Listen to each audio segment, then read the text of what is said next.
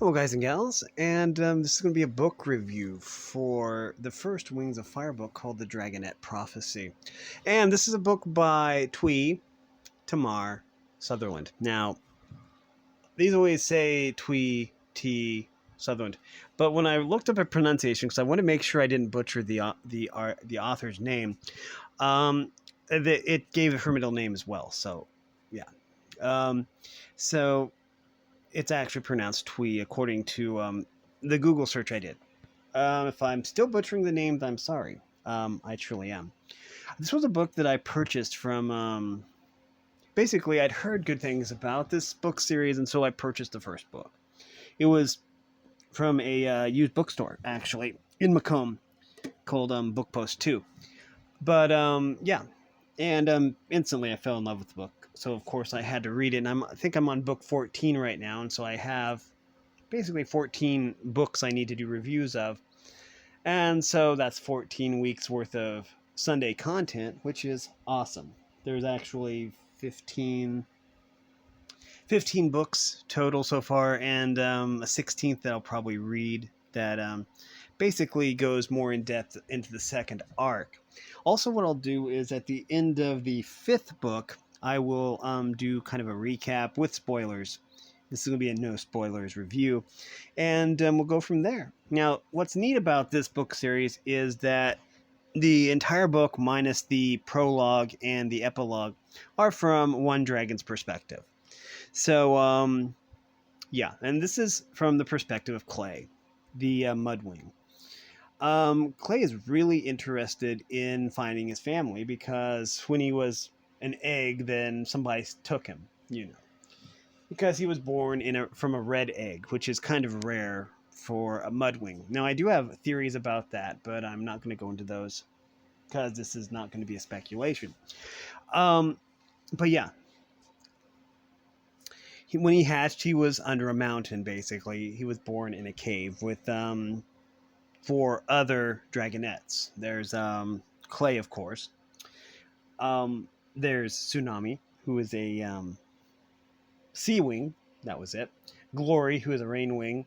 Um, Starflight, who is a nightwing, and Sunny, who is a sandwing. And there's a prophecy. The Nightwings made a prophecy about dragonets born on the brightest night, which is basically when Clay was born. Also, I will say that the cover art of the every book so far has been by an artist named Joy Ang. Now, I don't know if I'm pronouncing that right, but I have seen like the extended art that they've done, and it's amazing. The design of the dragons, everything like that, is always spot on. Plus, the world is really thought out, including it includes a map.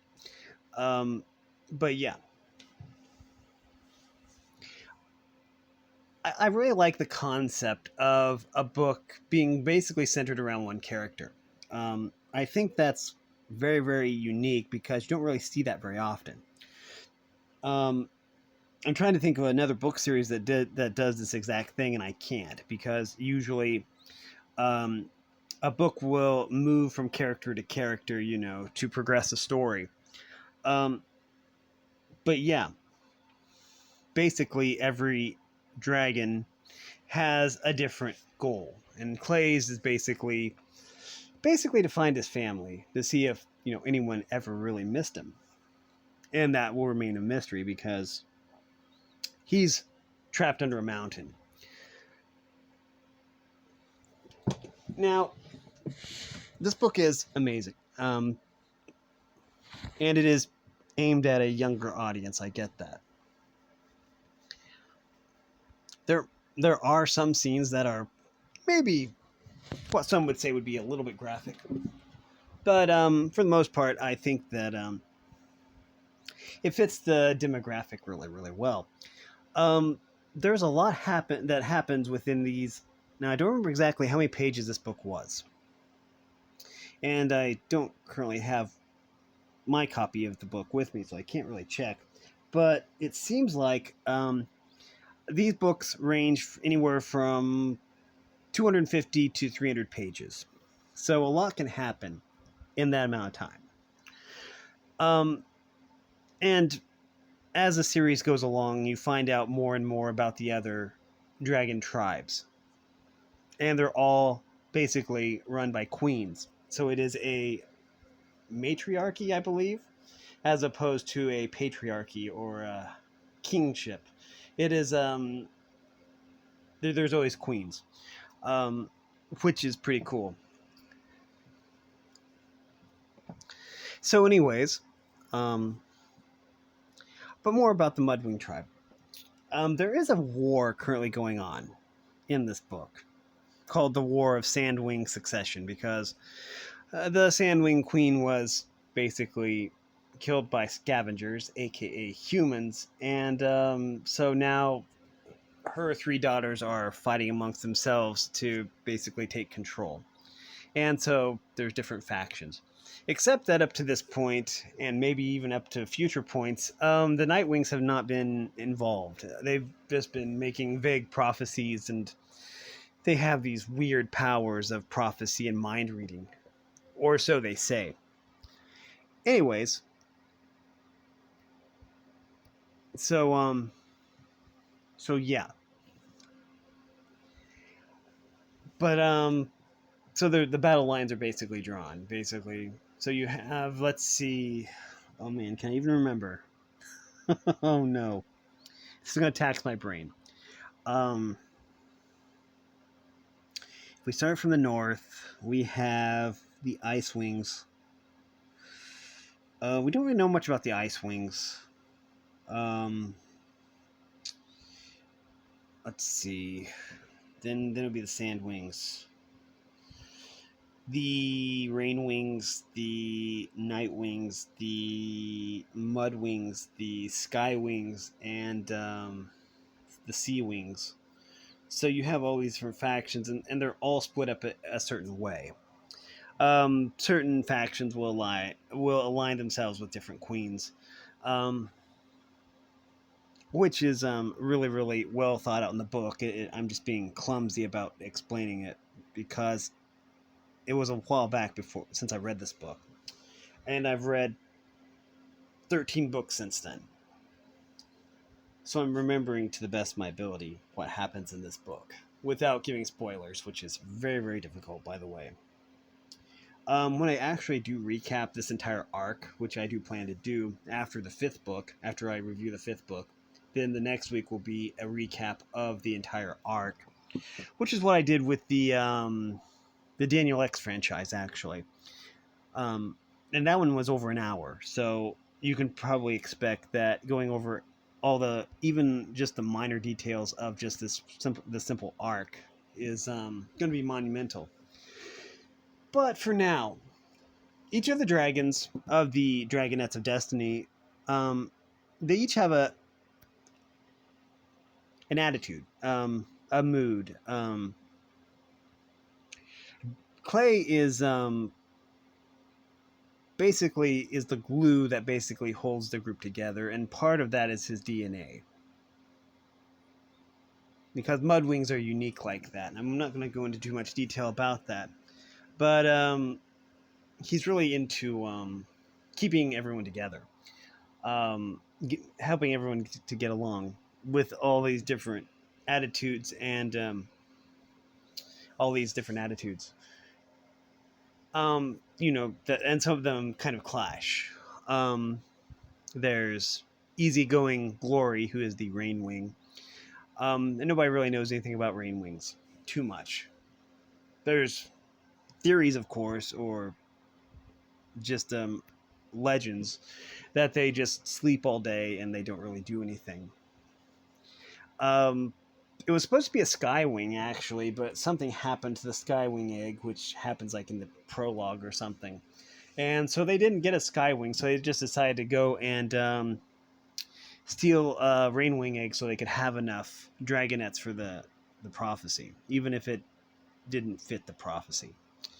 Down there are also some other dragons. There's Webbs, who is a Sea Wing.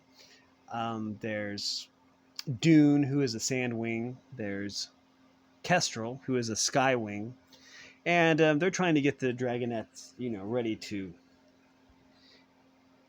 um, to meet their destiny. But anyways, as for the actual Dragonets themselves, we've went over Clay and Glory, but there's also Tsunami, who is kind of fierce, um, very argumentative, very protective, and that's a good trait to have. There's Sunny, who is always cheerful. It's always sunny in Philadelphia. Um, but anyways, but yeah, but Sunny is always friendly to everyone, and is always optimistic, which is a good attitude to have. That leaves Starflight. Starflight is very intellectual, but kind of rather cowardly, I would say. Um, I think he was intended to be like the leader of the group or something, but he isn't really too much of a leader material, I wouldn't say. But he is very intellectual and loves to read scrolls. Um, was that everybody? Was that five? Clay, Glory, Tsunami, Sunny, Starflight. Yeah, okay, that's all of them. They all have different attitudes, different personalities. That's what I'm trying to think of. Personalities. They all have different personalities, and sometimes those clash, but they all get along real well. I would say, for the most part. Um, so yeah, the thing is that the more you read the series, then the more you catch on to. So something happened like back in book one, and you're reading like book seven, and you're like, oh, that this happened that then, and so yeah. But yeah, the structure of this format, this series, the format of this series is an arc of 5 books, then another arc of 5 books, and then another arc of 5 books. So that's cool. Anyways, but yeah, so yeah, they basically live in a cave, which is which they don't really like. But anyways, I think the book is very well paced. Um, you can have what seems like a hopeless situation, but it's always resolved in an interesting way, is all that I'll actually say. Um, I think that's very, very creative and very, very good writing. The world is very, very, very fleshed out, I would say. Um, I think each of the dragon tribes has different. Oh, I don't know if I would say rituals, but different ways of doing things. Different methods of leadership, even though they are always ruled by a queen. And just basically overall different societies, I would say. Um, but yeah, I think the concept of basically the book focusing on one dragon is really, really cool, because you see entirely from their perspective for one book, and then the next book will focus on a different dragon's perspective from their perspective, and then the third book will focus on a different dragon, and the story keeps going. So it isn't retelling it isn't retelling the same story from every dragon's perspective. It's telling the story from one dragon's perspective, and the story continues from the next dragon's perspective, and so on and so forth until the arc ends, and then it kind of starts over, and rinse and repeat. And it's very effective. It's a very good way of writing. I like it. So yeah, But yeah, the only time that you get perspectives from other dragons is during the epilogue and the prologue, and there's always an epilogue and there's always a prologue. Well, prologue and epilogue. Prologue comes first and epilogue comes after. But yeah. But yeah. This is an amazing book series. I don't know how long it's taken me. I think I could probably knock one of these books out in like a week. Maybe when I started reading these, it was like two of these books a week, and now it's down to like one book a week. But that's because I do 35 videos a week for YouTube. But yeah, I'm currently on book 14, which is amazing, by the way, and that's part of arc 3. Anyways,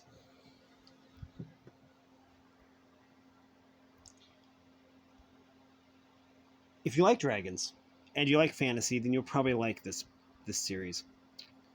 Um, the author does a really good job of world building, which is really refreshing to see. Um, one of the things I really like about writing is basically the world building. So I always try to make realistic worlds for the characters to live in. This is very thought out, um, to an insane extent, and I love it. Probably to a much greater extent than even I could world build, which is amazing. And yeah, very very gifted and talented artist for sure. But anyway, so yeah, if you're looking for a new book series to read, then this one might be aimed at a younger audience, but it is still very very good. I think that it excels at world building and likable and unlikable characters. That's another thing. If you're not supposed to like a character, then you're really not going to like a character because the writing is that good. But anyways, I'm going to end it here, I believe. So yeah, I would highly recommend you check out the Wings of Fire series. Start with book 1, of course. In this instance, it's unlike the Daniel X franchise, where you could basically start from any book, as long as you read 5 and 6 together and last. You could basically read the Daniel X franchise in any order.